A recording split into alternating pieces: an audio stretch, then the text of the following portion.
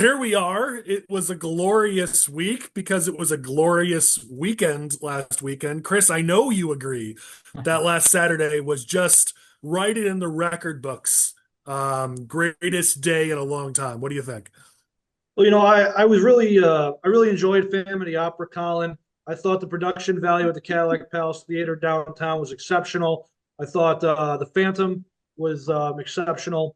I thought Christine was exceptional. I thought all the actors, the orchestra was phenomenal. So I would recommend if you can get out to the Cadillac Palace Theater between now and when the show closes for Family Opera, I'd recommend it to all of Dude, our this viewers. we could teach a class on what Chris just did because I had this whole joke lined up, and Abby or Lane must have given you a heads up because I was going to ask you, Chris, how your Saturday was, and then I was going to make fun of you for the fact that you weren't even watching the game. You were at the opera, but you just completely ruined my joke and turned it around back on me. I mean, that was expert level stuff, man. Who But for knew our Chris was audience, such a classy guy? if you didn't Nobody pick gave, up on that, to our audience, Chris, the big Packers fan, didn't even watch the Bears Packers game. He went to the opera instead. And from what I've been told, not with the girl. Listen, all right, she caught the flu. All right, we don't got to worry about that. Oh yeah, yeah, you were gonna I go with was the not girl. alone in My going with girlfriend family. goes to another school. Yeah, I've heard that one All right. before. Well, next week I'll have Yeah, her on and she can talk yeah, about it. yeah. You just don't know her. She's from another state. We met That's right. online. Yeah. Yeah, yeah, yeah, totally. All right. Well, I guess we got to talk politics. We've shamed Chris enough for his horrible choice in football teams. Go Bears. I was at the game. It was incredible. It was one of those games where like you're going to tell your kids about it. And I'm no longer like just teasing Chris. I'm just telling you, like the energy in that stadium, I've never felt anything like it. It literally was shaking. People were talking about how they've never felt that before. It was pretty cool. That's called a week 3 game at Lambeau Field, Colin. So if you ever Yeah, want to sure. experience that, Sure. Well, you can keep telling me about it as your team has started their offseason plans already. So you can just keep telling us about it. I also love the handshake between Johnson and LaFleur, the screenshot of Johnson where he's like, it's pretty awesome. well, what a classless gesture from the coach of Chicago Oh Bears. yeah. So who did it first, Chris? When the Bears played the Packers the first time when you guys won and LaFleur blew off Johnson, you saying that was classless? Could be. I Matt LaFleur might not have a job in the coming weeks, so we'll just have to see. Which would be a horrible mistake by the Packers. But whatever. You guys want to screw up and get rid of one of the best coaches in the NFL? Fine by me. All right, let's actually do what we came here to do. Let me introduce our expert guest, since we've already heard more than enough from Chris. We've got Tom Demmer, former state representative, also president of the Lee County Industrial Development Association, and a senior fellow at the Illinois Policy Institute on Fiscal Policy. Tom, returning guest, we're always glad to have you with us. I'll come back any week the Bears win a playoff game. There you go. There you go. Well, it looks like Tom will be on for the next few I'll weeks. be on for the next few weeks. Yeah. There we go. We have Chris, but nobody cares. We've got Michael Butler, Core's political expert for Southern and Central Illinois. What's up, buddy? Oh, doing good. How are you? I'm good. I just think we just won't let Chris talk this whole section. What do you think? Sounds good to me, man. We had a fifth panelist lined up, but she has to do mom duty, and we all completely understand that. So the invitation is still open to her. She may join us in a little bit, and we'd love to have her. If not, we will soldier on with the four of us, but hopefully she's able to join us at some point. With that said, let's head over to our first topic here, which is the Illinois governor's race, because a lot has happened. We are now officially in the sprint to Election Day. The primary, as of the time of this recording, is in 2 months and 2 days. So not a lot of time. And this is also the day, we're recording this on Thursday the 15th. This is the day that the Q4 disclosure reports are due. So I will say that most of us, if not all of us, haven't seen those reports. As you watch this on Friday, you may know a little bit more than we do. Some of the reports have trickled in, and if you guys have things you've seen that you'd like to talk about, feel free. But for our audience, just know we will really dive into the reports next week. With that said, my suggestion here is that we take this one campaign or one candidate at a time. It's probably going to be easier to have that discussion. So let's start on Rick Heidner. He's that dark horse candidate we've all been talking about, and we've all been wondering, when will we hear anything from Rick Heidner? Well, the answer to that question is over the past week. We finally started hearing from Rick Heidner in his campaign. It started when his website went live late last week, and then there was a social media post to fellow patriots that he had a major announcement coming. And we found out early this week that he He'd hired a campaign staff of 12 from what we're hearing. His campaign manager is somebody from the DeSantis world and comes from North Carolina and Florida GOP. Then we saw a text go out to voters from the Heidner campaign, which we can talk about. And then a TV ad started. Now it looks like he's actually going to start showing up to some events. I see him on the calendar for some events. So looks like we actually have a candidate here and a campaign here. So what do you guys think about the Rick Heidner kind of shadow rollout, and what does this do to the race? I mean, I would say, up until this point, in the last 48 hours where we really started, seeing this run as a formal campaign, it was just A1s. I mean, we were just kept seeing A1s after A1s after A1s. I mean, and significant numbers that are being put up, right? I mean, there were, contributions for $50,000, $181,000, things of that nature. So he's put in, 1.2 million of his own money. He's had significant A1s. I mean, that blow some of these other campaigns out of the water. And now we're starting to see signs that money is actually being spent, right? We're hearing, 12 staffers. Sounds like they had a training over the weekend where all of those people were up in the Barrington area kind of learning more about Heidner and his message. He's up on television. A lot of people have seen that. If you watch Fox News, that ad's on there. And we're also, hearing confirmation, like you said, Collin, that he's going to be speaking at events, participating in forums across the state. So it's going to be very interesting to see, what he's able to do with the time that he's got and the money that he has. One of the interesting things I think about this campaign from my perspective is I've been a little bit humbled over the last several campaign cycles, seeing how unconventional campaign strategies can still be effective. You sort of think, okay, this is this model of how campaigns should be run, and if you're not following that, you're not going to be successful. Well, we've seen that we've been proven wrong in a number of those cases. The interesting thing with the Heidner approach, though, is that up until this point, he's run a very unconventional campaign of doing paid circulation for signatures, really kind of laying completely below the radar, not doing anything in public. So you'd assume that maybe there's this alternate strategy that's going to carry him all the way through election day, only to see when he actually comes out and starts running a campaign, puts up his first ad on TV. It's a very conventional ad. It's this completely normal, just a couple of Republican sound bites, and I'm a businessman and I'll cut taxes.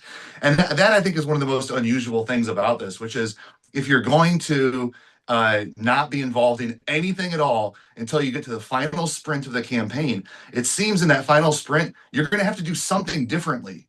You're going to have to take some approach that's going to take you outside of the normal channels. It's going to appeal to a different kind of voter. It's going to cast you as a completely revolutionary type figure. And we don't see that at all. And that's what I think is just so unusual about this is the strategy here that I don't have to do anything at all. And then at the last minute, I can come in, appear like a generic Republican, and then hope that people remember I'm running.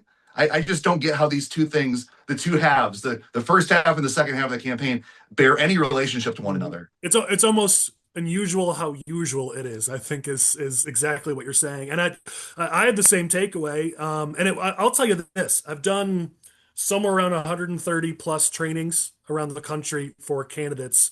And it is harder and harder to train during the era of Trump because Trump did everything unconventional. And I predicted he wouldn't win. I was wrong. I owed people a bunch of money because I got that bet way wrong.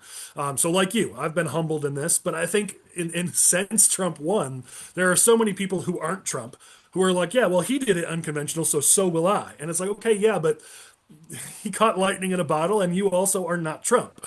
And so it's just become harder and harder to teach people the basics of politics and the blocking and tackling and what it takes to win. And really we teach people how to fish, don't copy paste. We're not asking you to copy paste the Demmer strategy or the Jackowiak strategy for comptroller. We're asking you to learn the lessons so you can write your own custom plan that works for you. But people aren't even willing to do that. And as a result, we come on this podcast every week pointing out mistake after mistake after mistake after mistake. And I think that's the challenge is during this Trump era, he has elevated being an amateur to this godlike status. And so many campaigns want to be the next Trump when there is no next Trump. And for better or for worse, you're not Trump. And so I think we end up seeing the same thing happen where it's like, okay, we're expecting something unconventional. It's like, oh, that was copy paste, or as our data wizard likes to say, copy pasta.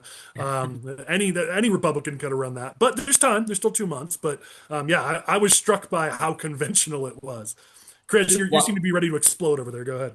No, I agree with Tom, and I thought I watched the ad, and I rolled my eyes at not just talking about taxes, but also had to throw in the gas tax there as well. So a little bit of an eye roll from there, but really, it's not a terrible ad. It's a boring ad. It's an expected ad. What I want to know what happens after this is if Heidner launching these ads and launching his campaign has an iron sharpens iron effect on the rest of the field. Is someone like Ted Dabrowski going to look at Heidner going up on TV and think to himself, I really need to raise more money. I really need to get myself up on TV. I need to get my campaigns active. Same even could apply to Darren Bailey's campaign, though I do think this is going to take a lot longer to affect the Bailey campaigns than it would like a campaign like Dabrowski. Dabrowski's affected immediately. Immediately, Heidner beat him to the punch. Dabrowski was up on TV at the Bears game, which I'm sure we're going to talk about. But now Heidner is rolling out an actual TV buy.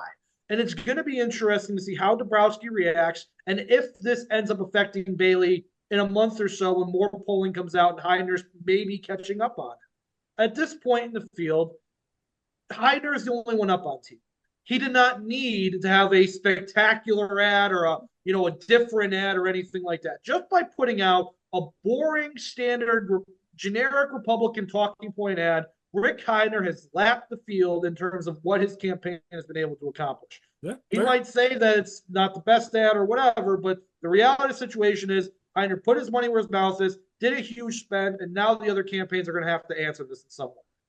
Yeah, it's fair. I mean, listen, I think I've said this on the radio and in several interviews that I've done since Heidner has started talking about running and obviously got on the ballot, that if the other campaigns can't raise the money to compete, Heidner could just run away with this because they can't respond. He could be the only candidate who's the Trump Republican because nobody else will be able to get out there and say it in mailboxes and in TV ads.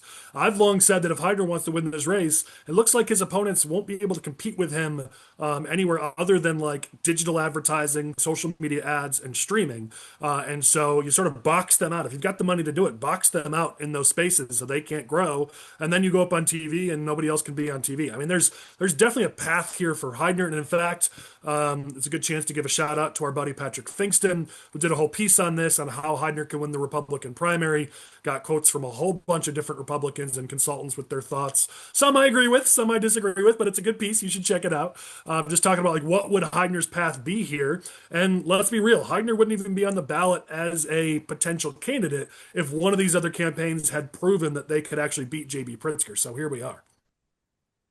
My question is going to be, what's the theme? I mean, you saw in that TV ad, they first introduced Heidner as an entrepreneur, but then 3 times on screen, not once, not twice, but 3 times they called him Trump Republican for governor. So you can clearly tell there's a plan there that's intentional to sort of make him the Trump Republican, which makes sense based on the people involved with his race and the ties that they have into Trump world. I'd imagine they're going to lean pretty heavily into that. I wonder if they're going to bring Blagojevich into this, who is suddenly popular in Republican circles for some reason. So I wonder if that's going to happen. And I think, as Tom said, I wonder what's the theme going to be here. I mean, you sort of brought between the text message, the TV ad, the social media posts, we've got term limits, lower taxes, create jobs, schools that work, safe streets, Illinoisans first, get Pritzker out, end wasteful spending, cut your taxes. We got a lot of stuff here, which is fine, but like, what's the theme? What is it you want us to remember? What is the thing that's going to define you in this race? We don't have that yet, so I'm wondering what that's going to be. And not only what's the theme, but also like, who are you and why are you the one who's going to be able to accomplish these things?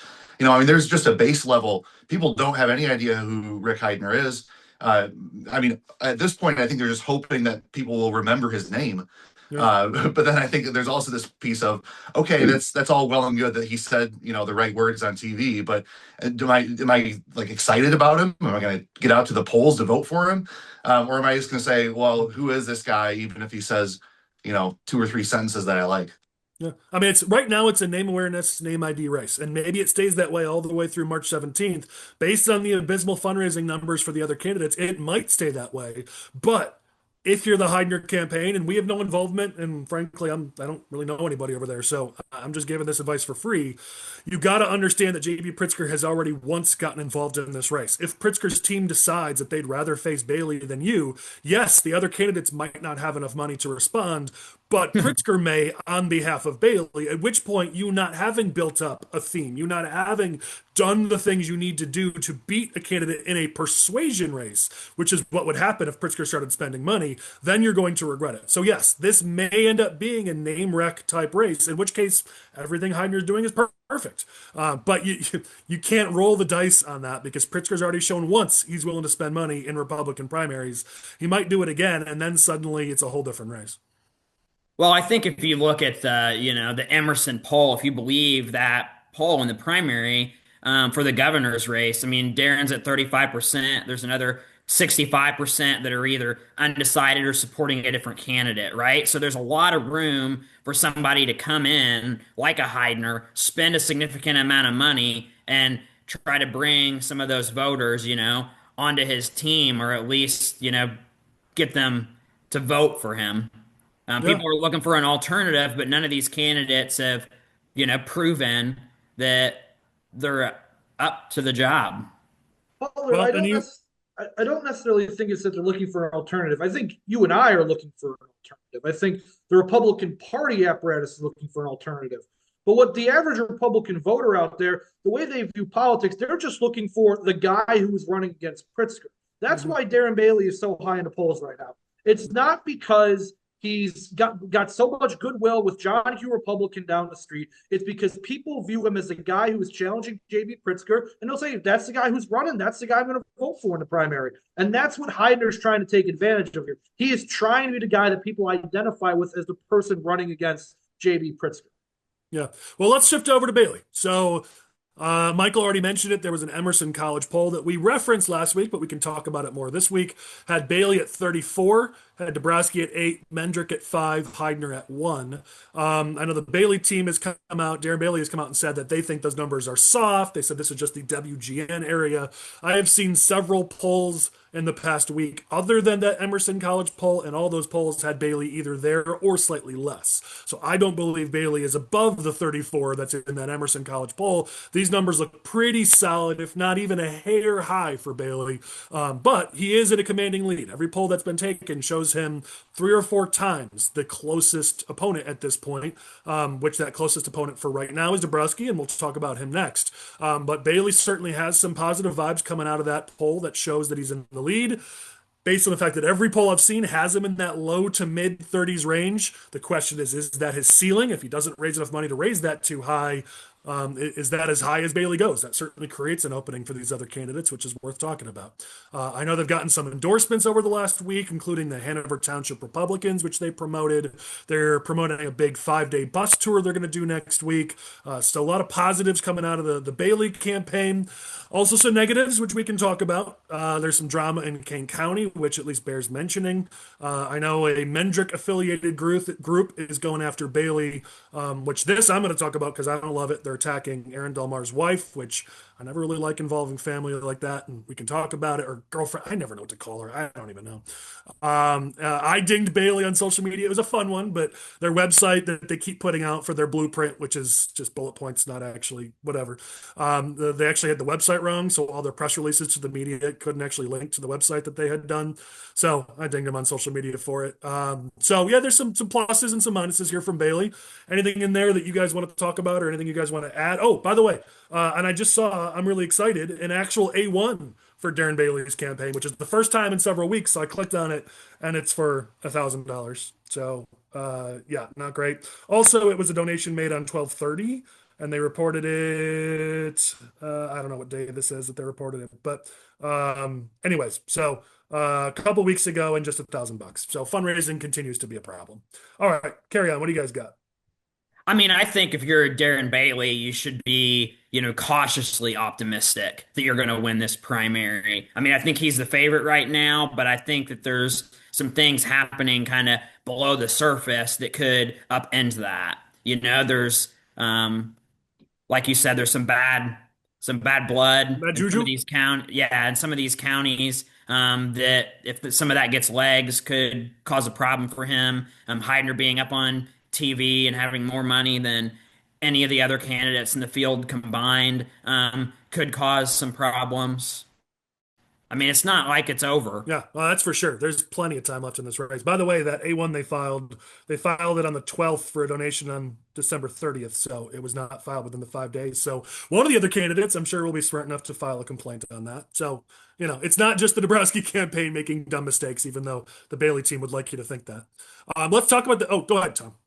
No. So I think, the question of, this 33, 34%, whatever, that is absolutely not Bailey's ceiling. In fact, one of the things I think that other campaigns should be thinking seriously about is what's Bailey's floor? There is a group of Illinois Republicans who are very, very big fans of Darren Bailey, who have been for many years, who are not changing their minds, who are not going to, open to persuasion from any of these other candidates. And you've got, your next closest also rans are 8%. I mean, Heidner 1%. I mean, these things they're not within striking distance right now. And so if you really believe that, maybe Bailey's floor is 25% or 28%, you have to at least get to that. And you can't just get to that by spreading 5% towards each of the other campaigns. So I think it's a real challenge. And one of the things, obviously, we've talked about how long it took a couple of these other campaigns to get up and running and delayed announcements, and they didn't do anything. They weren't out in public, they weren't up on TV, they weren't anywhere like that. I think you should be really seriously concerned as another campaign right now that you're going to do all of this extra work. You could triple your current polling number and still be below Bailey's floor. Mm-hmm. Yeah. Yeah, it's a fair point to talk about. Like, I don't see Bailey going lower than this. I mean, we saw in the last primary, he certainly can go higher, but I think those Republicans are going to break late. So there is some time here to get there, but you're going to have to get above 34%. Bailey's not dropping below this number. I mean, I think, Tom, you're right on that. So while there may be, 51% undecided, I think it is, you basically got to get almost all of that if you're going to pull this off. And more than likely, Mendrick's going to raise his numbers a little bit. Heidner's obviously going to bring his numbers up. Dabrowski's going to bring his numbers up. You might see all three of those candidates get 20 points each, and then Bailey wins with 40, and he doubles his next closest competitor. So yeah, a lot more is going to have to be done if you want to catch up to Bailey. This is a commanding lead. Those questions, let's talk about it, because I want this to not only be something that catches our audience up on what's happening in the races, but also opportunities for learning. So I think it was Friday night, I'm not sure exactly when it was, but there was an event in Kane County. Some Mendrick supporters showed up and started questioning Bailey. And listen, I get it. This is primary season. The other campaigns are going to try to get you in gotcha moments and attack you. But the problem is, we've brought it up before, this situation with Miss Brooks. I'll just use her last name just because, again, I don't want to bring any negative attention to a young woman who claims that she was abused. I don't know what the term is, so please forgive me. I'm not sure what she's claiming there in terms of the term, but a situation that happened at a Darren Bailey function or after a Darren Bailey function that his opponents are trying to use against him, and the governor, Pritzker, will use against him in the general. It will be used. And so the point I'm trying to make is this: you got to deal with this. You got to answer this, because it's Mendrick supporters bringing it up today, and you go, oh, we shouldn't be attacking each other. We shouldn't be talking about that. Well, it's fine, but Pritzker's going to use it. So answer it now, deal with it now. This whole idea that you're going to be able to push this, sweep this under the rug and just be like, well, that was Brett Corrigan's event, or, oh, no campaign team was there, which is untrue. And you know what? That is not going to deal with this. And that's the concern we have, by the way, is Bailey has some negatives that will be used against him in the general. Del Mar has negatives that will be used against him in the general. Show us now that you're equipped to handle that, because this is your audition. This is when people like us are watching to see, can you be the guy? And if you can't handle this this relatively smaller incident and two people trying to ask you questions at an event, if you can't handle that, then you can't handle Pritzker bringing $50 million behind an attack on this specific topic or whatever the next one might be. So show us on this you can handle the controversies. And so far, I haven't seen it. Unfortunately, I think the way to be proactive about this would require the expulsion of or suspension of certain campaign staff or taking a more proactive approach against it. I just don't see the Bailey campaign doing that. I agree with you, Collin. It should be really easy to answer this question on the Darren Bailey side. If we have hired an independent investigator who's looking into it, and as soon as we have the report, we will take action. That's it. That shows you're taking it seriously. A young woman is making claims. I don't know if they're true or not. There's some documentation, but there's also a history there. So I don't know. But you know what? How this looks to the public is really bad if you're going to say we're not going to take it seriously. Just say, we hired someone. Go hire a lawyer, have them look into it. That's all you got to do. This is not hard. Yeah, I just don't think it seems like the Darren Bailey campaign is very what's the term? Insulated from everything Insular? else. Insular, yeah, it's very insular. And I don't think that they'd want to put themselves in a position where they want to say like something bad is happening within their campaign. That just doesn't seem like the mentality Darren's had since he started running for office. And I think it uniquely positions them in a bad spot to deal with things like this. That's the unfortunate thing. When you're a big time political campaign, lots of money, lots of operatives, something bad like that happens, you cut it off. You cut it off, or you do what Collin said. You do that. We hired an independent investigator to handle this. But if you're a small time campaign that's really insular, really cliquey, you're not going to be able to deal with these things as well. That's why you have to have a little bit of numbness when it comes to things in politics. You have to deal with these things head on if you want to be an effective political campaign. Yeah. Another thing that's been brought up again by a Mendrick affiliated group, so definitely seems to be some bad blood between those two campaigns. Our social media posts attacking Aaron's significant other, so I don't screw up the term, whatever it's supposed to be. I won't use her name actually. I've known her for years. I thought we were Facebook friends, but I just went on so I could try to clarify what their relationship status is because I don't want to screw it up and say the wrong thing. Apparently, she unfriended me. I have no idea when that happened, but anyway, so I've known her and she's a very nice person, and yeah, she has her own political views. And by the way, everyone's known that for years. There was a TV piece and an article about how Aaron and his significant other were on opposite sides, and I personally I have no problem with that. Aaron is his own person. He has his own beliefs, and she is her own person. She has her own beliefs. I don't agree with my spouse on everything. I certainly don't agree with my work spouses here, Michael and Chris, on everything. Like, that's but this. They're very much attacking her, and it's very personal in the way that they're doing it. And listen, there's no love lost between me and the Bailey campaign. That's pretty clear. But I also think you don't need to go this low for those people who are doing this. So there's enough to attack with Darren and Aaron. Trust me, there's plenty. You don't need to bring in their family members. Can we please maybe skip this one and move on? No, could just be me that feels that way. I don't know.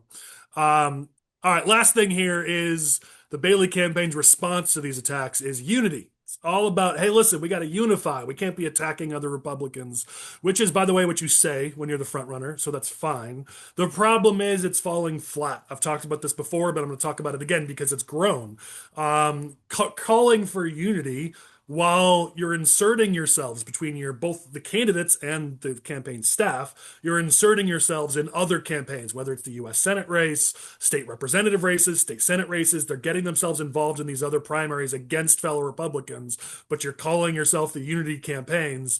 They've made calls, specifically Aaron has made calls and threats demanding that county and different township Republican leaders be removed for daring to say things against the Bailey team. Their attorney has sent multiple cease and desist letters to people. They're actively knocking candidates off the ballot. Listen, it's fine. I do that too, but I'm not the one screaming for unity. Either you're for unity or you're not. And people seem to forget that when Aaron Delmar became the Cook County chairman, he wiped out all the different committeemen who were appointed who didn't vote for him and didn't agree with him. That's not unity. You can't call for unity if that's going to be your approach to politics. And I've heard a lot of grumbling about this publicly and privately over the last few weeks, that if Darren wants us to unify behind him and his campaign, he needs to actually act like a unifying figure in the party. And so far, they're actually doing the exact opposite. So there's a lot of frustration over that.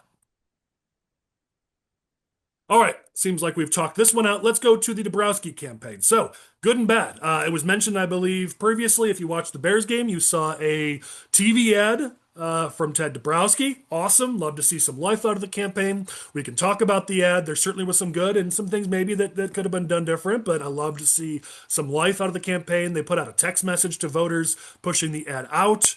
They've been rolling out endorsements. Finally, a handful of state representatives and former state representatives and Republican or conservative leaders. So it's a good start. Bailey got Dabrowski got the Wheeling Township Republican endorsement almost unanimously. I noticed he's doing a town hall with Jed Davis on the 16th, which is the day we'll release this. I note that because Jed's part of the Freedom Caucus, so that's certainly interesting. So definitely some positives here and some positive movement. I've got some thoughts about the ad that could have punched it up even further, but before I do that, just open it up. Anyone have thoughts on Dabrowski and getting to see some life out of the campaign? I mean, I think the ad was fine if it had been, part of a series of ads. Like, I don't think that's the first one you do because it was very like issues focused and people don't know who Ted Dabrowski is. And I think, that would have been an opportunity for him maybe to speak directly to the camera and say, "Hey, I'm Ted Dabrowski and I'm running for governor and this is why and you need to vote in the primary for me." Instead, it was kind of telling somebody else's story and then like, well, I'm supporting Ted because Pritzker failed. Yeah, I can see both sides of it. I certainly get what you're saying. I also know the Dan Proft approach, which the dude's getting paid 25 grand a month, so you got to get something out of the guy. I his approach is to get people's attention, and that was more of an attention grabbing ad. If you want it to be an attention grabbing ad, there's things that could have been done better, but that is Proft's typical approach, and I do understand the wisdom of that. So I can see both sides of that one, Michael. Yeah, Colin, you're right, but Dabrowski's name was on screen for all of like 2 seconds. That's why I said it could have been done better. Right. Like I don't think I understand what you're trying to say here, but I don't think you can give the credibility to yes, this was an attention grabbing ad, and then like completely ignore the fact that Dabrowski got like zero name ID out of doing this because the entire ad was not about him. Again, Butler is 100% right here, probably because we talked about this earlier in the week. But Butler's 100% right here. Dabrowski needed to be on screen. Pritzker sucks. I'm Ted Dabrowski. I took Poland out of communism. I modernized the Mexican economy. I'm a conservative Republican. That's why you got to vote for me. It could have been over and done within 15 seconds. Dabrowski would have shot up 10 points in the polls just by doing that. No, he wouldn't have. Nope. But I appreciate the hyperbole. So Ryan Kilduff on our team, our operation team leader, I thought he had a great idea. You're going to run an ad during the Bears game.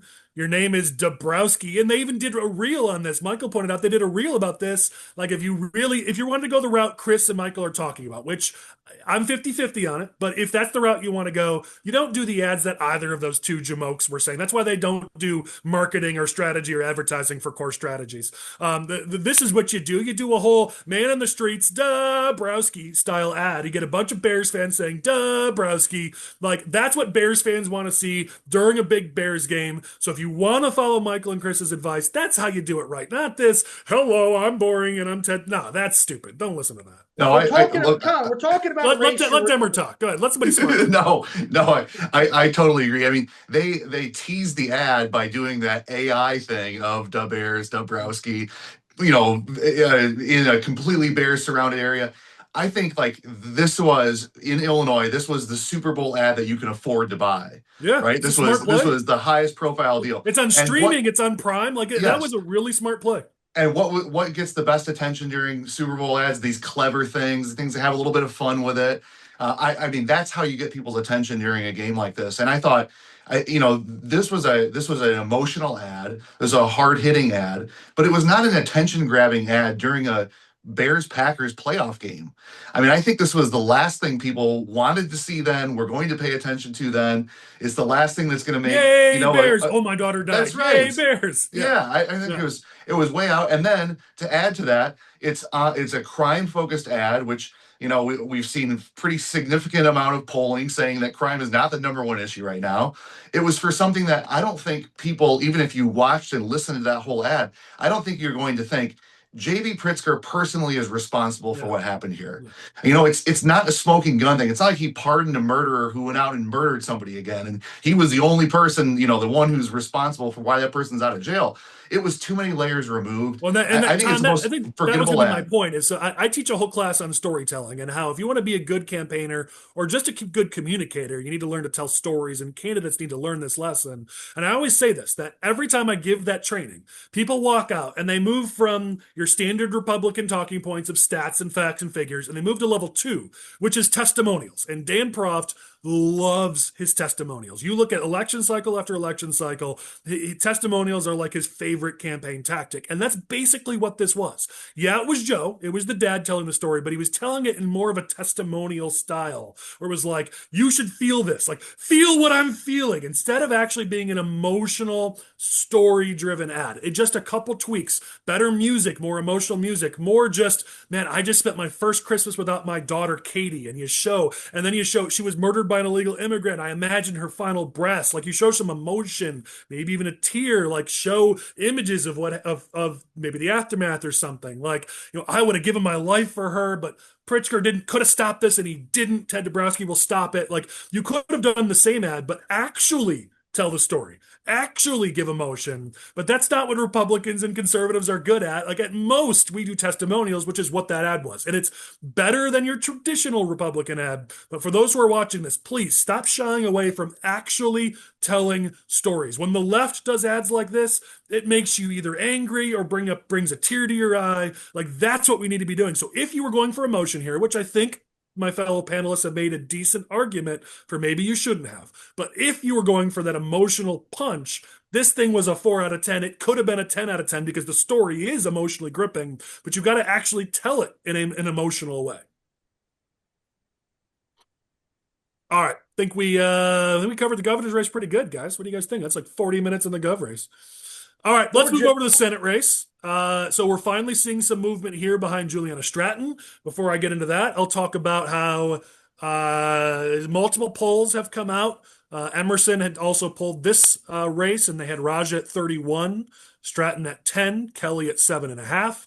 Raja's pollster came out with a poll that had him at 41, Stratton at 16, Kelly at 15. Seems to be there's a range there. Of course, everyone's going to overpoll themselves. It's just what happens with internal polling. So I can't imagine Raja's all the way as high as 41, but does seem to show that despite millions and millions, Raja isn't necessarily moving his numbers too much.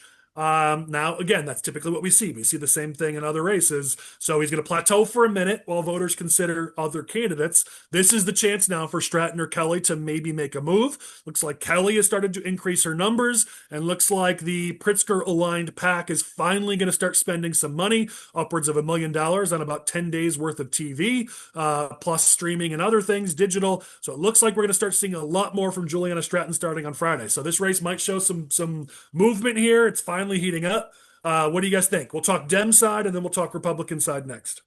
It's going to be really interesting to see what angle Juliana Stratton tries to take, in this, and not necessarily her campaign directly, right? This is a super PAC who's going up here. What are they seeing as the lane in that primary that's not currently occupied? I think I've heard a lot of folks talk about, if these three candidates, there's not a lot of room between them on policy issues, right? They're all taking some pretty similar kinds of approaches.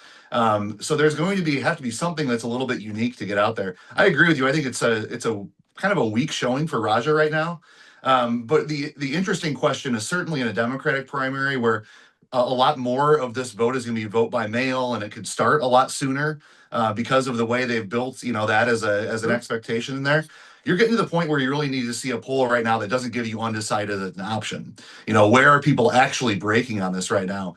I would guess that's where Raja's, lead could really have an opportunity to stretch out there. Right now for being, kind of in the low 30s after the amount of money that's been spent, probably not a strong place that the Krishnamoorthi campaign thought they'd be in. I've been hearing for weeks that the money's coming for Stratton. Not even weeks, months I've been hearing that the money's coming for Stratton. Any day now, you're going to see Juliana Stratton on TV, on digital, in your mailboxes, text messages. And I'm waiting, and I'm waiting, and I'm waiting. And I've been saying for months that this is not a hard race for Stratton to win, even with all the time she's wasting not doing anything. This is where we're finally going to find out what all the waiting was for. And I understand, it's a super PAC, it's not Stratton's campaign. Let's be honest with ourselves, it's Stratton's campaign. If this ad is terrible, if this ad goes nowhere and Stratton's numbers don't move at all in the polls, she's done. The race is done, yeah. This is her moment to finally go from the 15% that she's been hovering at. She's been at 9 in some polls, for God's sake. This is her opportunity to go from that 15. And if she can shoot up there, she can get into the 20s, up into the upper 20s. She's going to have momentum. Raja's numbers are soft. This is Stratton's time. She's got 61 days. And if she can't pull it off, people are saying it's not going to look bad on Pritzker because, well, it's his light gov. Who actually knows who the light gov is? It'll look bad on Pritzker if you can't take a gimme race and win that for your lieutenant governor. And it's going to make people consider what benefit they actually have with supporting you or getting your support. That's what I'm saying. Yeah, it's a fair point. In that same Emerson College poll, we could talk about the Republican side. Don Tracy, we've said this a zillion times, but just for anyone who's living under a rock, Core Strategies, our company, is working with Don Tracy. So just to be fair, we have proven in this podcast we're able to be objective regardless of who we are or are not working with, but you should be aware of that fact. So Tracy was at 6%. The rest of the field was 3% or below. I know a lot of people have been pointing at that to say, oh my goodness, this is horrible. Listen, for anybody who pays attention to politics, Don Tracy's not been on the ballot. He's not an elected official. Where do you think he was going to have gobs of name recognition? I will give Don credit. Even he knew his numbers were going to be in the single digits, just like this. So it's not a surprise. And if you're smart, the race is in the general election because you're either going to be facing Raja's money or Pritzker's money. So blowing a whole bunch of money in Q4 just so this first January poll looks better, so you can massage your ego. It's makes you feel better, but doesn't actually help you politically. So the Tracy campaign, you can see this if you Google it, so this isn't just us saying this,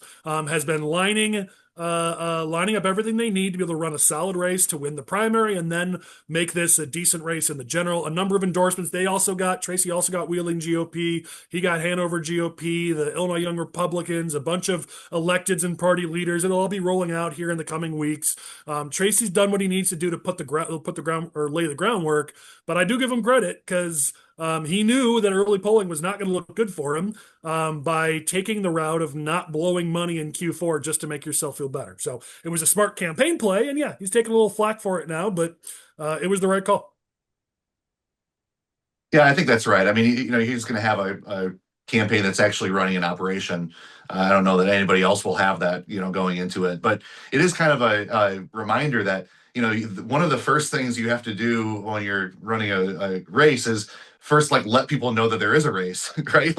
I think there's a lot of people right now who have no idea that there's a Senate Republican primary happening at all. So you got to introduce the fact that there's a race, and then here I am, and here's why I'm the best person for that. It's tough, and those undecided numbers. It's people who have lives and they're doing 100 other things, and they're not going to spend a lot of time sitting there researching candidates right now.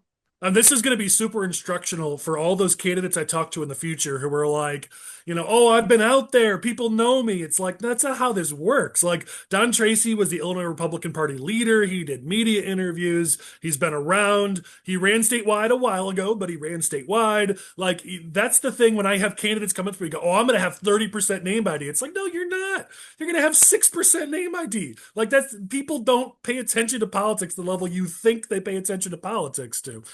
So yeah, this is going to be very instructional, I think, for candidates in the future.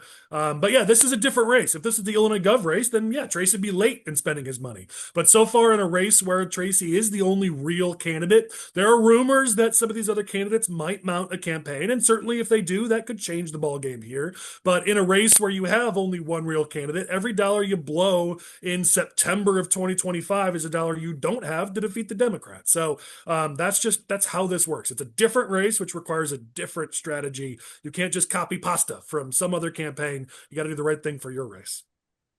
Any final thoughts? All right, let's move on. We knew we'd take a lot of time on those topics. Let's get into a couple of political or policy topics, if you will. And we've got Demmer here who actually knows what he's talking about. So it's good to have one smart person in the podcast this week.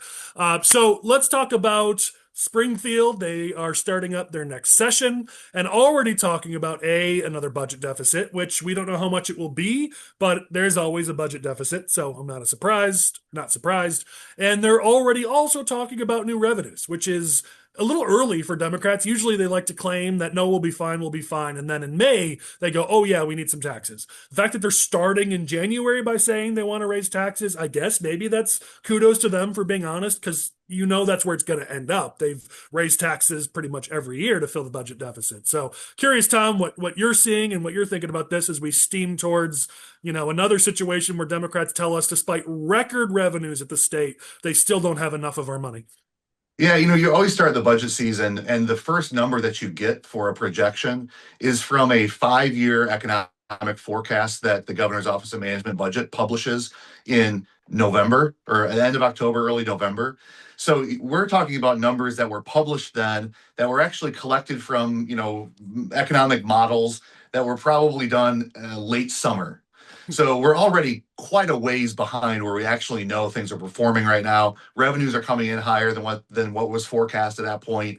But the interesting thing, Collin, you mentioned is that they always talk about taxes. They typically, though, start off these years by saying, okay, we're facing a deficit. It's going to be a really tough budget year. We're going to have to make some really, really tough decisions. As a way, because of the appetite for spending that there exists in Springfield, that's a way at least to give a nod towards don't come in with a wish list that's 10 pages long, right? Take a few zeros off the request that you're going to have for new spending this year. They try to moderate it a little bit. The interesting thing this year is they're talking about new revenue already.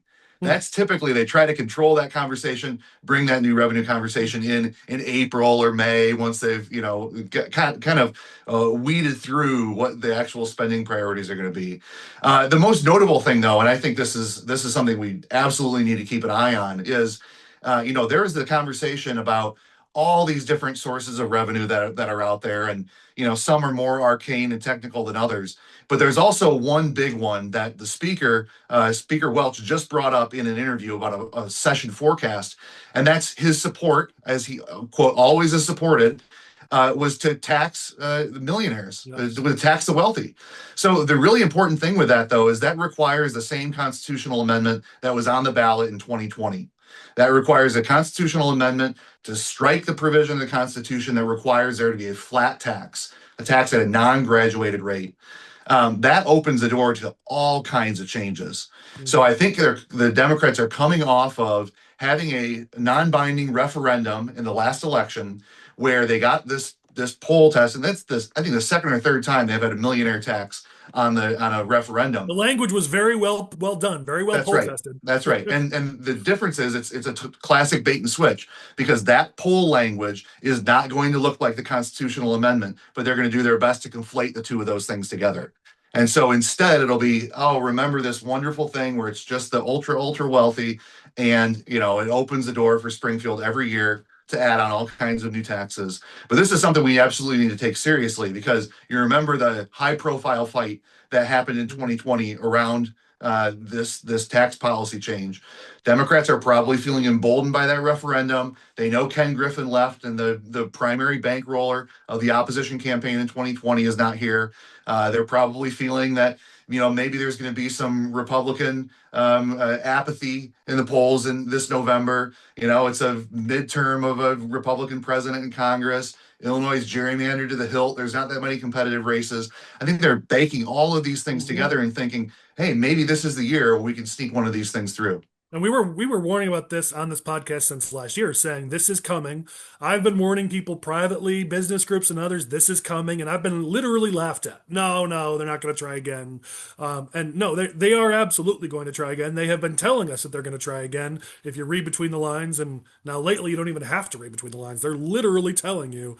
And with Brandon Johnson and CTU and Chris Welch and all these different groups and individuals have been coming out telling you this is coming. And I think everything Tom talked about, where They believe the factors are aligning for them, and they may be right. This is going to get a very serious look in 2026. And my position, and Chris, I think you agree with me on this. I know I'm not your standard Republican when I say this. It ain't my job to defend millionaires and billionaires. They can defend themselves all they want. My problem is that this is not going to just hit the wealthy or the rich. This is going to hit middle class families, working families, because every time Democrats say they're going to help working families, they don't mean middle class families. They've given up on the middle class. They've stopped focusing on the middle class. That's not who's going to get, you're going to get taxed just like you get taxed every year by Springfield. When they tell you we're going to help the middle class, but raise your tolls, we're going to help the middle class, but we're going to raise your gas taxes, we're going to help the middle class, but raise your income taxes. Like it's all a bait and switch. It's all a lie. And so giving Democrats that kind of control down in Springfield just means working families are going to pay more. That's my problem with it. I don't care about the whole millionaire aspect of it, the rich. Y'all want to defend yourselves, that's fine. But I'm going to stand up for working families, and this is not a tax policy that's going to work for working families. The question becomes if the millionaires of Illinois are actually going to do anything about it. Yeah. Because you're right, Ken Griffin's not here anymore. And many of the millionaires and billionaires of the state of Illinois, they find it they find it better to give money to the Democrats. Yeah. They're voting for the Democrats. They're voting for J.B. Pritzker. And they're probably going to end up voting for J.B. Pritzker again. I want to encourage Republicans to remember that this referendum has no bearing on how you're going to do at the ballot box. Maybe it does a little bit, but not to the extent the way you think it does. If they're going to put a graduated income tax amendment on the ballot in November, that is not just a ticket for Republican victory. Because as we know, the rich, what do they want? They don't want themselves to be taxed, and they want abortions. So what are they going to do? They're going to vote against this tax increase, and they're going to vote Democrat up and down the ticket. Don't think that just because this is going to referendum that you're going to have a golden ticket here, the money's going to come from the sky. That's not how this works. I mean, the point you're making is a solid one, which is we've got persuasion work to do. You can't just assume because something like this makes the ballot that they're all going to be voting Republican. That's definitely a solid point. All right, let's go on to our next policy topic, which is affordability. Finally, seems like everybody's actually talking about it. The question is, are they going to do something about it?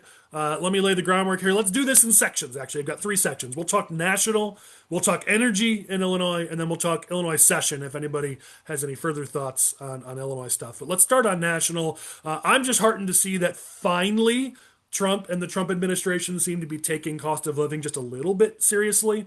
In the last couple of weeks here, a couple more drug dealers have sheesh, that wording sounds awful.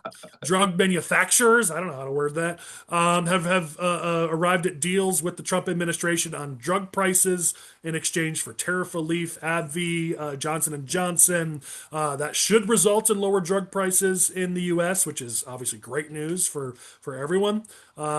Trump also today on Thursday has unveiled his healthcare affordability plan. It's kind of like the Bailey brew pin. It's just a couple lines. It's not really an actual plan, but they're actually talking about making healthcare more affordable. So I'll take it. It's something. They've also been talking the last few weeks about their focus on lowering energy prices. And apparently in December, there was a government-wide mandate for the different departments to come up with their plans for increasing energy affordability. Republicans in Congress are working on their own health care bill as opposed to the Obamacare subsidy extension, which, by the way, for those who keep wanting to rail on Obamacare, just be aware in the latest polling, it's 57% people approve of Obamacare and only 35% disapprove. So don't think you're going to win an election by railing on Obamacare. Swing voters actually like Obamacare right now. And if you don't have a better plan, don't just rail on that. It's not going to win you elections. The ticket is, here's our plan to lower your healthcare costs, to lower drug prices, prescription drug prices. That's how you got to be talking. So good news. Seems like DC's finally gotten the message and is talking affordability. The question is, can they do something about it fast enough that people will feel it before we get to November? That's the real question.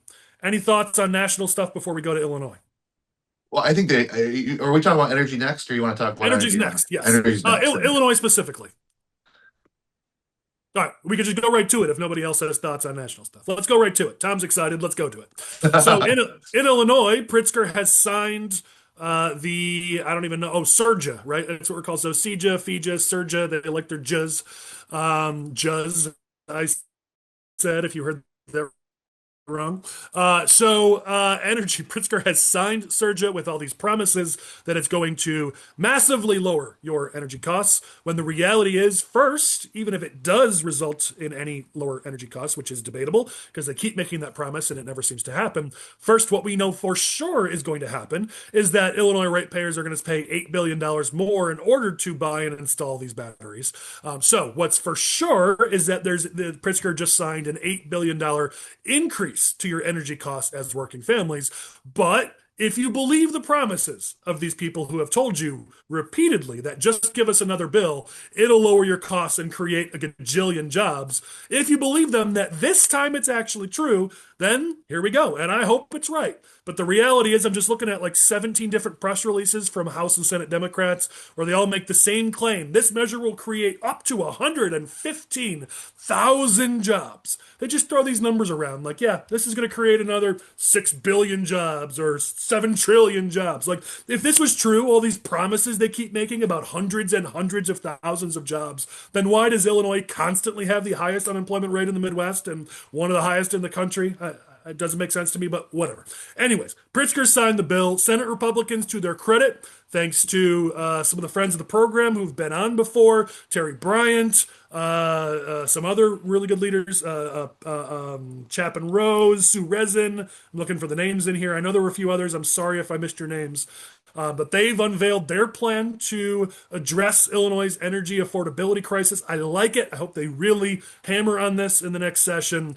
So it looks like we're seeing some good movement on the Republican side to talk about the failures of Democrats on this issue and what Republicans would do to make energy more affordable. So, Tom, I know you're excited. Go for it. No, I think it's a huge issue, and it's impacting both Illinois' economic competitiveness on large commercial industrial projects, as well as everybody's monthly bill. You're seeing it in both places there. Illinois, for a number of years, had an advantage in having some of the lowest electrical rates in the country, and that is a big advantage for big development projects, for high users or for peak demand type users. And it was a nice thing for Illinois residents who could have the air conditioner running and not worry too much about it on the hot July afternoons. But the biggest problem with a lot of these energy policies is it takes a very long time to impact what's happening in the power that's running through all of our circuits right now. Has been the subject of multiple financial transactions for years. From the investment in the plant that's generating those things, to the lines that are transmitting them, to the place that you're using them, to the financial futures contracts that have said, we're going to buy this much power next, March 14th at 3 p.m. Here's how much we need, and here's how much we're going to pay you to generate it at that point. This is not a ship that can turn easily or quickly. And even if you said, I think one of the good things in Serja was the repeal of the ban on nuclear reactor development in Illinois. That's great. I wish we would have done that 15 years ago, because we'd maybe have a plant that was coming online right now. I mean, you think about that, how long it would take. If today somebody said, I'm building one in Illinois, we're not going to see the first electron flowing out of that plant for 15 years. Yeah, well, that was Sue Resin's point that, like, yeah, okay, you sort of head faked and made it seem like you've moved towards nuclear, but the reality is, with all the regulations that are still in place, it's nearly impossible to even get a permit to do this. So it's window dressing unless you actually take steps to move towards building new nuclear plants in the state. As Tom said, it will take 10, 15 plus years, but right now, if Sue Resin's to be believed, which, by the way, she's one of the leaders on this, so I do believe her, that I don't even know if that would happen, because right now the regulations are so stringent that there's no possibility. So we've head faked towards nuclear, and that, I think that's just Pritzker trying to kind of soften up his poll numbers on that. More needs to be done in 2026, and that's the Senate Republicans' point, and it's a good one. And I think, too, on the national level, you think about some of the steps that the Trump administration is trying to take to address this. It's great, but Illinois is not the worst location in the country right now for power. Power prices in California or New York are dramatically higher. The growth that they're seeing in the Southeast and the Southwest is dramatically greater than what Illinois are. And so I think there's this danger that Illinois it feels bad for us right now because we've seen a big jump from where we were, but we're not well positioned to capitalize on new investment. If you're going to be a company that's going to build a new generation plant, you're going to go to a state that's has a track record of being friendly to you, is not just coming to you because they have no other options. They have a track record of being friendly to you. They're seeing economic growth, populations are increasing, projects are going to those states. Or you go to a state where the rates are 3 times what they are in Illinois because you think, hey, it's a heck of a lot easier to turn a profit at 34 cents a kilowatt than it is 14. Well, and that's why if they do go to other states, I just hope they go selfishly. I'm in Northern Illinois. I just hope they go in the PJM, region, because then at least I see a little bit of a benefit for it. But yeah, you're right, Tom. And I think it's kind of like to me when I see Chicago residents talk about property taxes. And yes, they're facing property tax increases, but in Chicago, their property taxes have been depressed for so long that what they're paying is nothing like what we pay in the suburbs. And so when they see a jump, they feel it, just like when we see a jump in energy. It's the same thing in Illinois. We have been blessed. It's the one thing other than our workforce, which is incredible. Other than our workforce, the only advantage Illinois had when it came to attracting businesses and manufacturers and even residents and developments was our energy grid, our cheap and reliable energy, which Democrats are doing their best to destroy in this state. And so when we see a jump, it's killing us because from a percentage basis, yeah, it's huge, but we started way lower than some of these other states. So I've not thought about it the way you did, which is if relief comes, it will probably go to those other states first, which means Illinois working families are going to be waiting at the back of the line like we always seem to be, which is frustrating. Well, and they're saying, that Northern Illinois, by 2030, Northern Illinois will be a net importer of electricity because of the increase in demand and then, us not producing like we historically have done.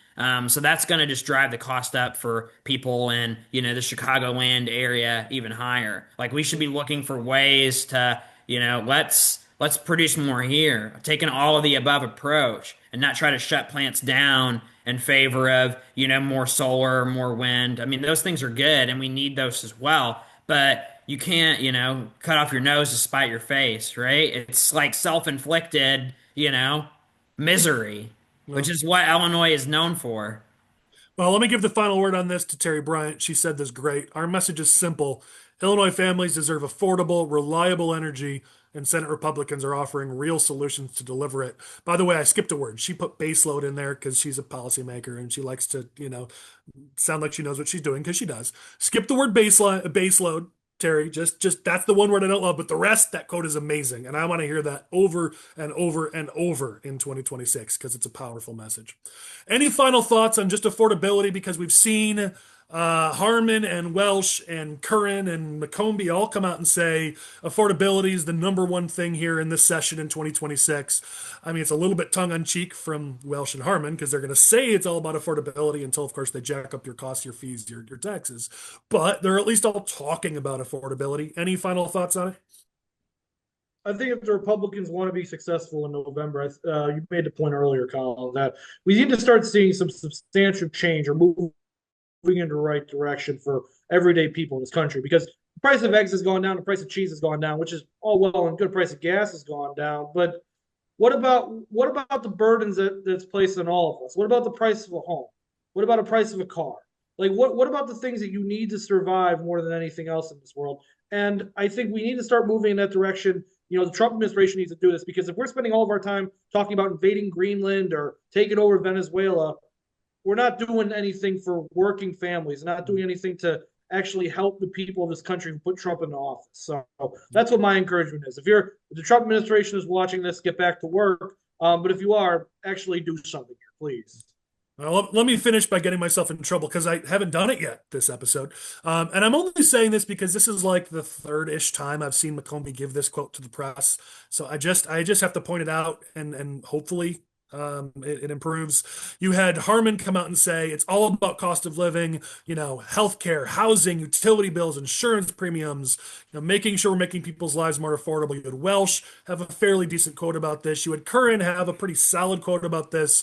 And this, again, this is not the first time McCombie's done this. She said, well, our focus is going to be exposing and opposing bad policy, which is true. But like, carry a message here, please. Carry this message to the voters. Like, yeah, that is what you're going to do. You're going to expose and oppose bad policy. But in reality, when you're talking to the media, you're talking to the voters. And the voters want to hear, how are you going to make their lives better? At minimum, you could have said, Democrats are going to raise your costs with energy and we're going to oppose that or something. I don't know, make it specific. But this expose and oppose thing. She's used it a couple times. I've held my tongue the last few times, but after the third time, I was like, all right, I got to say something. So please, Republicans, when you get an opportunity to carry a message, you got to actually carry a message about how you're going to make people's lives better. They're not going to vote for you if they don't think you're going to make their lives better. All right, let's go to our next topic here. We've heard a lot about waste and fraud, certainly because of Minnesota. Illinois is not immune to this. We've had a lot of examples over the years here. I really like what I've seen from the Bailey campaign, putting out specific examples. Sometimes they hit, sometimes they miss, but they're trying here. And I've said for a long time, if you want to talk about waste and fraud, people don't connect with millions or billions or trillions and whatever, this, that, and the other thing. They connect with real examples. With the Illinois government or federal government spent, my grandpa told me this one time and it made me laugh. There was some study that the federal government paid a couple $1 million for to study migrant bird pooping patterns or something. He tells the story better than I do. But like that kind of example is what gets people to go, oh, they're wasting my money. And so kudos to the Bailey campaign. It's a good strategy. I know Jeannie Ives is trying to say, oh, I've been doing this for years with Illinois Doge.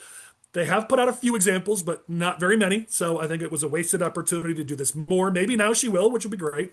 I know the Nebraska campaign's done a little bit of this. The more real examples you can give, the better, because you're always going to get that question from the media. Well, where will you cut? So let's give them these examples that are juicy, that the public could be interested in. I don't care if it's just $500,000. Put it out there, because that's the kind of thing people can connect to. They don't connect to millions of waste, fraud, and abuse. Nobody connects to that, but you can connect to these specific examples. So more of this, please. I think one of the difficult things is, you mentioned the migratory bird poop or the bridge to nowhere, these kinds of things. It's almost like there's a little bit of desensitization with the public on this. Is, if you can't find something that's like so egregious, are people just going to say, oh, whatever, I've heard worse, right? Not the worst one I've ever heard. So I think there is a little challenge with that. There are certainly a few that you can pick out of the budget each year that kind of are attention grabbers, or involve a person or something that there's a recent scandal on, and you can kind of piggyback on a story with that. But I do think it becomes, it can't just be the shock factor. Otherwise, you're always competing against yourself to find, oh, is this one as good as the last one that we talked about? Yeah, that's a fair point. I agree with Tom to some extent. I do think the waste, fraud, and abuse stuff works really well at the local level.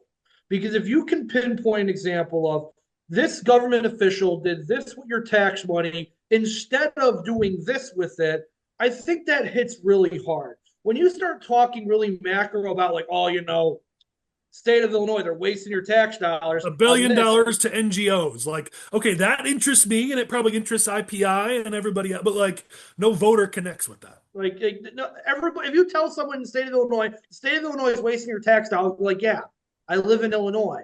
Big whoop. Like it's water is wet. Yes, I'm aware. Yeah. Yeah, it's similar to the corruption angle, where it's like, hey, your government's corrupt. Okay, cool. I like my government, so I don't care. That's what you have to avoid here. But if you're a local candidate, or if you can pinpoint your opponent to a specific piece of fraud, then you have something going for you here. But try to avoid like this grand arcing stuff. Yeah, the state of Illinois is corrupt. Look what they're doing with your tax money. You gotta show where the money should have went otherwise. That's another thing, because everyone wants to say, well, look at what they're spending your money on. We could spend that on nothing. Like, no, why don't we take that money that we're spending on the migratorial patterns of cardinals and their fecal matter, of course, instead of using money for that, why don't we use that money on healthcare? Why don't we use that money on education? Something like that. That point, I think, hits a lot more. Yeah, that's a fair point. Well, we talk about it. It's the Mother Teresa principle. She said, if I look at the masses, I will never act. If I look at the one, I will. You can do something about that smaller example. We can't fix the national debt. It's why nobody actually genuinely cares about the national debt. You ask people, would you like to see it go down? Of course. Okay, how high of a priority is it? Not at all. Because you can't grasp it, it's so massive. If you can make it a real example, not $1 billion+ on NGOs, but give us real examples, well, now people can connect. And by the way, to that point, I want to pass on some information. We had a whistleblower call me, and I've been told exactly what I can and cannot say here. So let me be very careful here. But these are organizations that I'm not aware of, that I don't know about any of this. But for those who are digging in, whether it's Illinois Doge or the Bailey campaign or anybody else, this has been passed to me. I'm going to make it fair. I thought about like calling y'all, but then somebody's like, well, you told so and so and didn't tell. So fine. I'm just going to put it here. You guys can dig in if you want. But the whistleblower apparently has firsthand information that a couple charities in Chicago and organizations in Chicago that are taking taxpayer money are in a, I don't know, in a bad spot. Again, I'll use their words here. They pointed to the Chicago Defender Charities, which runs the Bud Billiken Parade. Apparently, they're currently going through an audit with the IRS for embezzling money. Just passing on what I've been told. I know nothing about that. I'm not a lawyer, so I don't know how I'm supposed to word this here. But just, it's certainly worth looking into, since they got over $1 million from Illinois. They got 350K from Decchio, so it's probably worth looking into. Apparently, the Jackson Action Coalition has gotten another $1.5 to $3 million.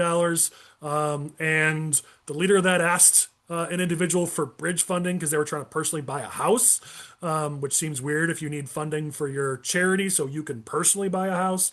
They also mentioned the Resurrection Project, the West Side Justice Center. I've Googled all these and they all look awesome. Their websites look awesome. Like, I would probably donate to them. So I just want to clarify. It looks like their mission is good, but this is the problem with these NGOs: is you can put up a website, you can say lots of fancy words, especially nowadays with AI.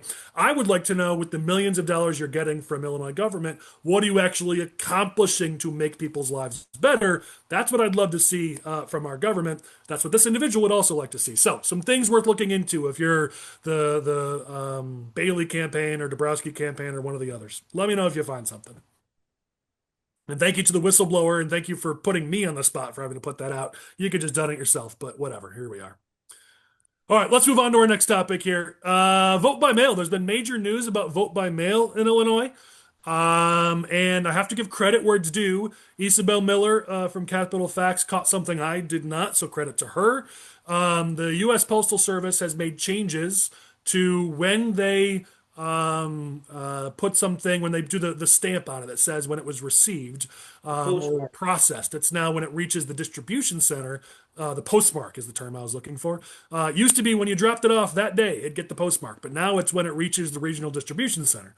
So you absolutely need to be aware of that if you're a campaign in Illinois and you have a vote by mail strategy, which, by the way, if you'd like to win, you better have a vote by mail strategy. But this is a significant change that you should be aware of. Certainly look into it. I'm not sure if this is universal, but it's apparently from the U.S. Postal Service. So seems to be universal. This is absolutely something we should be aware of.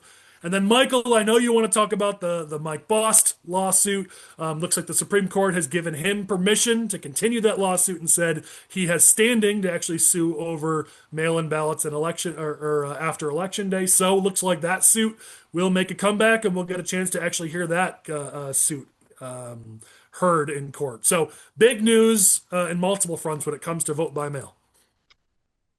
Yeah, no doubt. Go ahead, Michael. Talk about the Bost thing. Oh, yeah, sure. I mean, 7-2 decision by the Supreme Court that Mike Bost has standing in the case. That was what the Supreme Court was hearing, not, a decision on the case itself, just that he has standing, because the lower court said that he did not because he won the election. The Supreme Court disagreed with that, so now it's going to go back to a lower level, and they're going to decide, what happened. Actually hear the case? Yeah. Actually hear the case, yeah. Yeah, well, I mean, ironically, there's several cases around the country on this, so we're probably going to hear a lot more about it in the coming months. So we'll keep an eye on it and keep you posted, because if you're running a campaign or running a political organization, vote by mail is going to be a big part, or better be a big part of your strategy, and all this is going to impact it. If you're doing vote by mail, you got to get that in your mailbox or to the post office, as early as possible. You can't be delaying it, because the changes and how the post office is processing that postmark status, that's gonna put your vote in jeopardy if you don't get it in early. And our experience and our research has shown that you can get Republicans to vote by mail. They just don't trust putting it in their mailbox. So you can get them to request their ballot and then go personally deliver it either to the clerk or a drop box that's at a location that they believe to be safe. There are ways to get conservatives, to get Republicans willing to do vote by mail. Just many of them don't trust putting it in the mailbox. So that solves Michael's problem too. If they go in and deliver it themselves somewhere, well, now you've eliminated that postmark issue. So there are ways to deal with this, but you got to have it baked into your plans. I've been saying this all of last year. Okay, everyone's talking about vote by mail, vote by mail, vote by mail. You got to get your precinct. Your precinct committeeman should have been out there over the last summer to getting these people signed up for vote by mail ballots, building those relationships so when it comes time to vote, you can actually, hey, I'm your Republican precinct committeeman. I'm here to collect your vote by mail ballot. You've built that trust. You run the risk of you starting this operation too late. You're not going to have the trust built up with your local voters. So keep that in mind here. What Collin's saying is 100% right. But at the same time, you got to put in the work here. You got to start knocking on doors, building up relationships, or it's not going to. All right, let's do this last topic super fast because I know we're running out of time, but I've seen a couple campaigns do this, and this podcast is intended to help our center-right candidates. So I'm going to give a couple examples that Lane's going to bring up on screen. This is not meant to attack any of these campaigns. I just want you to learn from this. This first photo is from Jennifer Davis's campaign. She's running in aisle 8. She used a white background on her campaign sign, and look how hard it is to read it. We always advise people not to use white backgrounds on your signs because A, in the snow, which much of our campaign season, both on the primary and the general, has that risk of snow. It's harder to see a white sign in the snow. But B, even worse, when the sun shines through it, either in the morning or the evening, usually worse in the evening, you cannot read it because the text on the one side bleeds through into the other side. So if you're going to get a yard sign, ideally skip the white background. Do what's called inverse. Flip the colors. So if your colors are red and blue and white, maybe use a red background or a blue background, but don't use a white background. Dabrowski did the same thing on his signs. We'll bring that up. His are a little better because they're bigger block letters, so you can see it doesn't bleed as much. Still not ideal, but his work a little bit better. The example I want to give here is when you got a 4x4 and your name is long, so your logo is long, it leaves a ton of white space to work with. Either do a longer sign so it doesn't look like 3/4 of your sign is just blank, or add on your slogan, put your website on there. I don't know, do something because this just looks bad, to be honest. So just some tips on yard signs. Anybody got quick 15-second tips you want to add on yard signs, either good or bad things you've seen? I'm surprised you didn't bring up the Pat Hines yard sign. I left it for you, man. Yeah, so if you live in Cook County and you're driving around, you probably haven't noticed. 15 seconds or less, Chris. Let's go. Yeah, Hines' yard sign is terrible. He used a black background with the Chicago skyline underneath, and his name is at the top, and it looks like it was made using AI. Number one, don't use AI for your yard sign. What's wrong with you? And number two, like the focus of your yard sign is your name, your logo. Don't put it at the top and have the Chicago skyline be right in the middle. Pat Hines is a endorsed Democratic candidate for a All right, we got the point, Chris. That's way more than we got. We'll bring it up on screen so people can see it. All right, news you can use. Let's burn through this. We can do this fast. I can talk fast. Y'all know me. All right, first one here. Capital News Illinois put out Pritzker's media focus. And if you compare his media focus in 2021 to his focus in 2025, it gives you a pretty good idea of where Pritzker actually cares about, what he actually cares about. Back in 2021, he did 53 local interviews. How many did he do in 2025? Only 19, way less than half. Where did all that time go? Well, nationally in 21, he only did 6 national podcasts or interviews. He did 52 in 2025. He did 1 influencer podcast, 1 entertainment media hit in 21. He did 24 and 4 respectively. So pretty clear where J.B. Pritzker is focused, and it's not on Illinois. That's going to continue. I think through this upcoming election season, I think he's going to talk about national issues as much as he possibly can. And then, oh, by the way, I'm also running for re-election. I mean, I think that's our danger is, with other candidate campaigns, they're going to have to try to bring him back to some of the Illinois issues that he's actually responsible for and not just let him be another pundit talking about national stuff. Yeah. All right, this next one, Tony Preckwinkle, Fritz Kagi, and everybody involved with the debacle that has been Cook County's tax bills, all blamed on a computer system that isn't working. So apparently, if you're elected, you don't actually have to do your job. You could just blame some company out of Texas, and it's okay now. Even though, we all pay the price. And speaking of pay the price, the Chicago Tribune has identified that these late tax bills have cost Cook County schools nearly $122 million, whether that's because they had to take out loans to bridge the gap while they were waiting for their funding to come in, or because they couldn't do investments with the money that would have come in, which would have resulted in money made for taxpayers, or they had to cash out investments. For a number of reasons, this has cost schools, which then costs taxpayers. So $122 million is the cost so far just because Cook County couldn't get their tax bills out on time. I wonder if voters will remember this when they go vote for or against Preckwinkle and Kagi in the next election. This is a great waste, fraud, and abuse example we talked about earlier, right? Here's one. Boom. This is how much it costs every single voter in Cook County. Yep. You've heard over and over from Chicago, from just Democrats or media or anybody, you've heard it nationwide actually, that these Obamacare subsidies that are have expired or are expiring are going to result in millions and millions of people losing their health coverage. They always seem to do this, that anytime anybody tries to do anything in Washington, it's always like 600 billion people are going to die. It's always an overreaction. Now, listen, the reality is we don't want anyone to lose their health coverage. But this idea that just because they're not on Obamacare means they're not getting health coverage is in itself a lie, because people can get their health coverage elsewhere.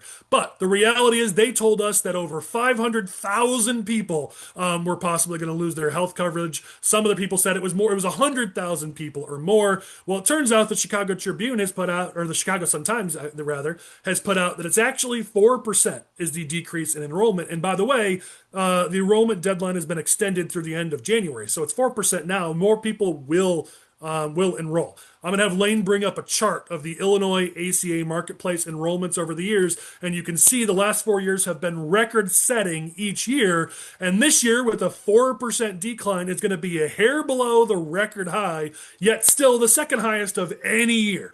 This is the sky is falling scenario that we've been told over and over. Listen, we got to do something about healthcare. That is not the point of this. But you can't let the left get away with every time something happens. Well, look at that's Republicans knocking off 36 million people off healthcare. Okay, take a breath. We don't want anybody to lose their healthcare, but those numbers were all lies. They are all lies. And now it's being proven that they just made them up. All right, going to the next one. I noticed this when I saw McCormick and Schmick's abruptly close a few weeks ago, which stunned a lot of people. Their lease was expired and they just said, yeah, we're done. Illinois Policy Institute put something out that was a report done that talked about Chicago's employment, and it looks like their score on this report is the lowest it's been since 2009. And oh, by the way, when Chicago businesses report their employment score, that was the 2009 number. And then here we go. The employment climate score is now in its 25th month in a row of decline amongst these businesses. Chicago businesses got a score of 43.5. Lane will bring up a graph. I'm not doing this story any justice, but the point is employers are not moving to Chicago. They're not growing in Chicago. As we see with some of these restaurants and others, they are closing or leaving Chicago. And this is killing us because those taxes have to be paid by somebody. And now they're not being paid by those businesses that are closing or not growing in Chicago. This is a big deal for cost of living. It's a big deal for the future of this state. And people should be paying attention to it. I think this is an important reminder, too, to not just look at one single item when you're trying to determine how good the economy is doing. You know, unemployment dropped from last year from 5% to 4.4%. That sounds good. You might say, oh, that's a great news. The reality, though, is that 1.2% fewer people are working in the state of Illinois right now. So overall, labor force participation is down from last year, even though the unemployment rate is headed that direction. That is a number you want. How many people have jobs in Illinois? That's a better indicator of how the economy is doing than just what the rate of people looking for jobs are. No, it's a good point.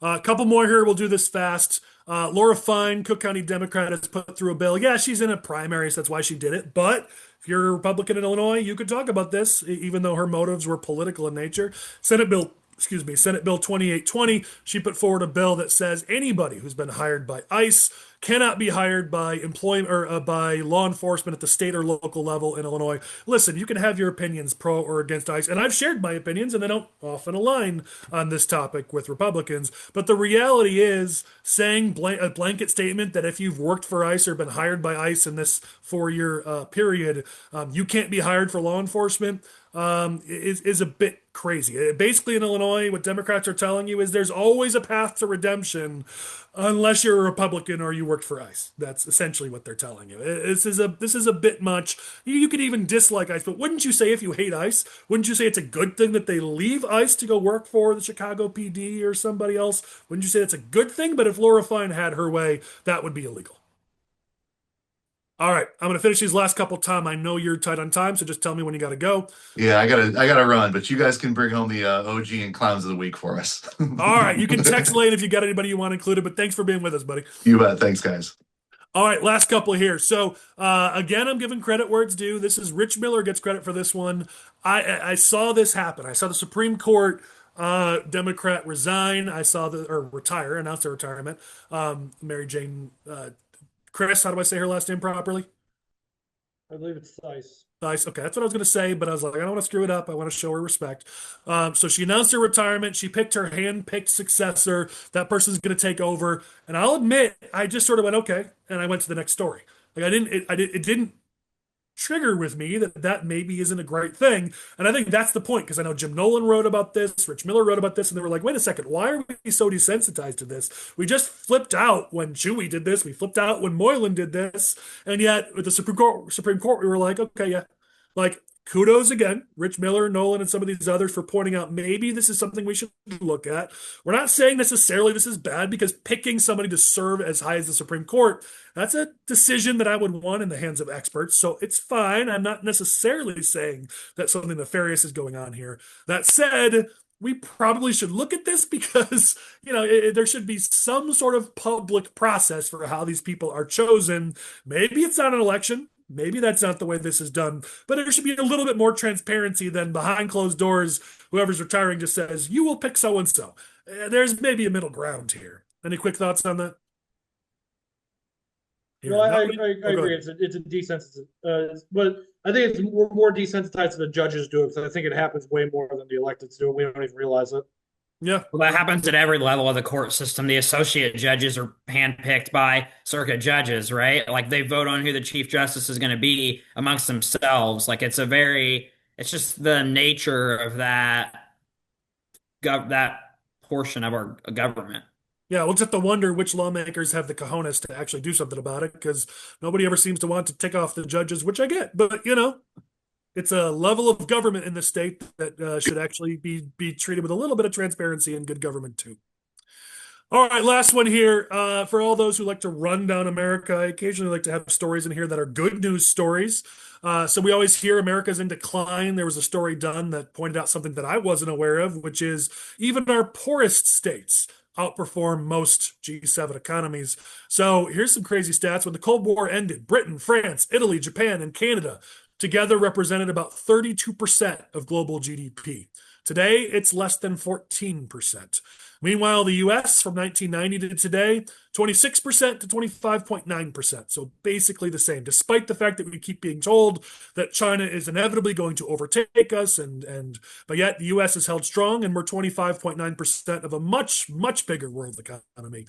So that's pretty good work by America. And here's the thing that we drive home the point with.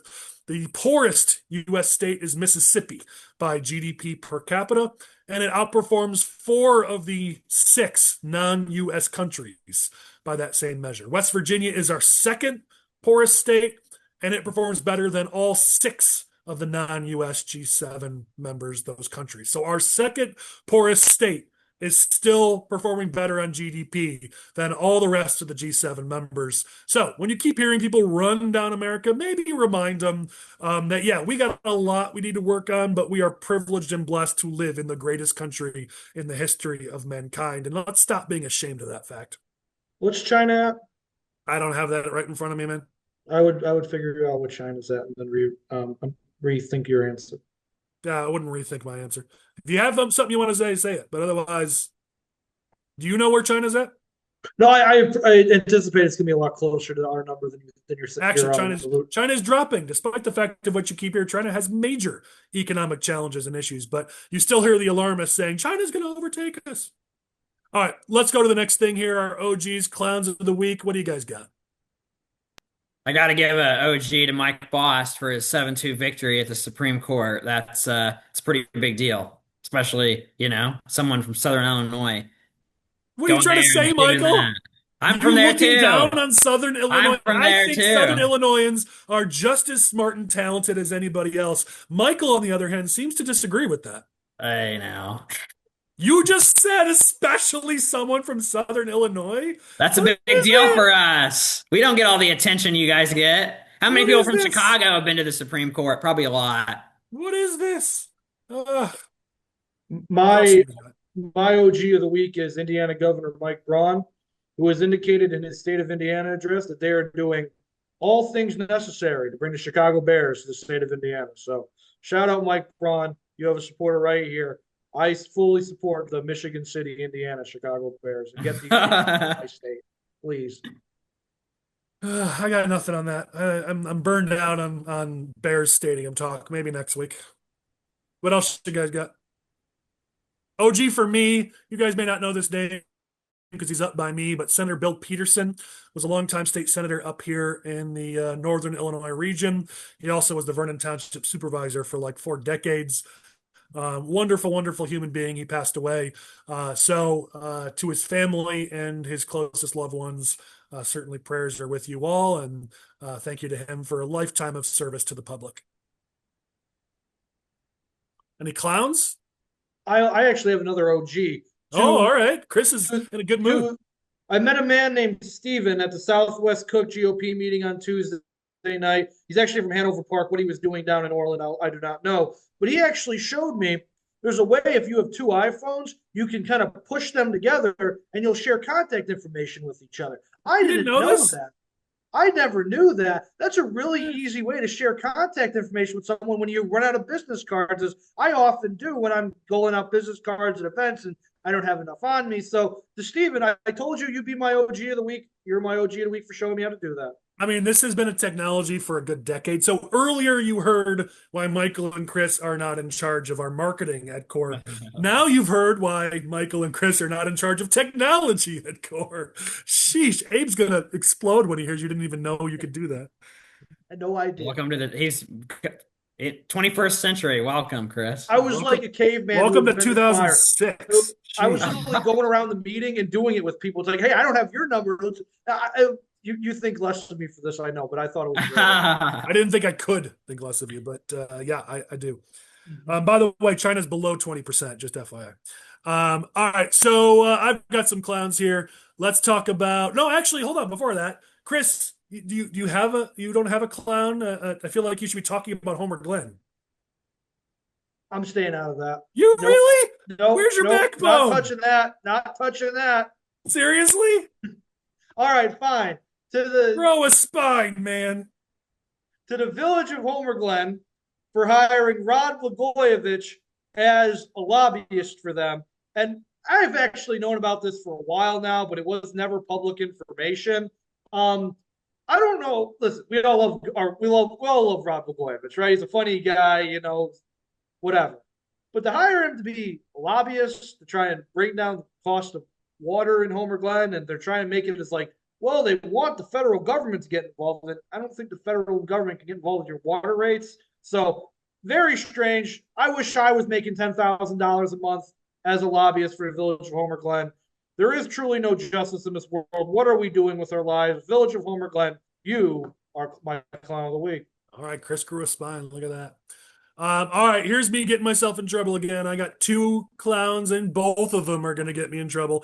The first one here is the Trump administration for constantly yanking away funding and then bringing the funding back and then yanking it away and then bringing it back and then freezing it and then unfreezing it. Every time this happens, listen, they must have somebody smarter than me who focuses on national politics who says this is a good thing. But for me, focused on just Illinois, There is no way this is a good thing for our state, and there certainly is no way this is a good thing for the Republican Party in this state, because every time this happens, it's Republicans have yanked away funding from people who are homeless or have mental illness or experiencing addiction or childcare or whatever. They hate your grandmother and your kids and your every stinking time that the White House does this, we pay the price for it. So if you do national politics or you don't give a crap about Illinois, maybe you've got a reason to tell me that there's something good here. And I'll listen, because maybe you're right. But at a state level, I struggle to find anything good here where this is a good thing for Illinois or for the Republican Party here, who every time we have to hold are left holding the bag when this crap is done. So, clown of the week #1 for me. You guys can agree or disagree. I know it's, oh, I'm a rhino for saying that, but stop doing it. Focus on cost of living, focus on affordability. Stop making us all look like idiots here. Just learn how to govern, please. All right, I won't make you guys talk on that because I'm already in trouble enough. Second clown of the week here we go. Get ready to get angry. The Republican Party in Illinois, especially all the constant infighting. Our buddy John Lopez has clued us in on even more infighting in Kane County. We talked about earlier where some of the leaders of Kane County are with Mendrick, and Del Mar demanded they be removed. And apparently there was a cease and desist letter sent from an attorney. Now we've got stories of their current or former secretary, and now she's got a cease and desist letter, by the way, from Del Mar's attorney again. So I don't know why they're getting themselves involved in this. You've got committee person races in Dundee Township where there's a fight over precinct 1 and who's going to be the committee person. This all, A, makes us look like idiots, and B, distracts from our actual jobs. We've talked about this with McHenry County, where all they do is want to, not everyone, but many of the public people and the leaders in McHenry County want to focus on ripping on their fellow Republicans. And as a result, we see McHenry County slipping further and further away from Republicans. We have seen the same thing in Kane County, and it's this constant infighting that leads to it. So to Republicans who continue to do this, where you spend all of your time ripping on fellow Republicans. Listen, it's a different thing. You want to go say which candidate is better and which candidate has baggage and who should represent us. Okay, that's healthy activity during a primary. But you just want to rip on the precinct committee person next to you because they've got a different opinion on something or they like a different candidate than you. Grow the F up. This is why we lose all the time. All right, with that, we'll do our closing thoughts. Tom Demmer would have been our final closing thought, but he had to run at 4:30 at the as of our recording time. So thank you, Tom, for being here. We love you. We're really grateful that you gave us the time you did. To our other guest who was going to join us but had to do mom duty, I'm listening to my cute little kid upstairs play around, and I get it. The moment we're done recording, I'm up there hanging with my boy, so we get it. That said, Chris and Michael by default get to compete for who actually gets the final word here. I don't know that either of you brought the heat, but you know what? Based on Chris starting this episode so horribly wrong on football teams, he doesn't get the final word this week. So Chris, go ahead. Okay, by the time you watch this tomorrow, it's going to be 60 days until election day. Basically, this is going to be my thing. I'm going to tell you how little time you have. So now's the time to start getting your yard signs out there to the precinct committeeman, getting your walk cards out there to the organization if you haven't done so already, and making sure that you're actually building a solid campaign team. This is not the time to be sitting around like, oh, actually, I don't even have yard signs or I don't even have walk cards. You probably should have figured that out a while ago. So if you don't have those, figure that out now. If you have them, get them out to the people who need them. Have a wonderful weekend. Knock on your doors, and God bless America. Michael, final word, buddy. What do you got? I gotta echo Chris. We're 60 days out. You gotta get out there and spread the word about your campaigns. If you don't have a primary, then you gotta start preparing for November now because it's gonna be here before we know it. And keep an eye on this vote by mail stuff because it seems like it's changing all the time. All right. Well, with that, we are working to bring on some of the Republican candidates from throughout the state. We've decided that we built up this platform. Let's give them a chance to talk. So one at a time, not not all together like we tried to do with the gov race, but we'll be inviting them on, and we'll focus on the candidates who have primaries for now, since they've all got their primaries coming up. And then after the primary, we'll bring on some of the candidates who don't have primaries. But that gives you guys a chance around the state to meet some of these candidates in different congressional districts or legislative districts, or maybe even judicial or county. So we'll be working on that. And in the meantime, thank you to Lane Davis, our producer, for all the hard work you put in behind the scenes. And we'll catch you next week on the Smoke-Filled Room as we get closer and closer to warm weather, so Collin can finally have another cigar. Ah, it's killing me. Can't come soon enough. See you guys soon.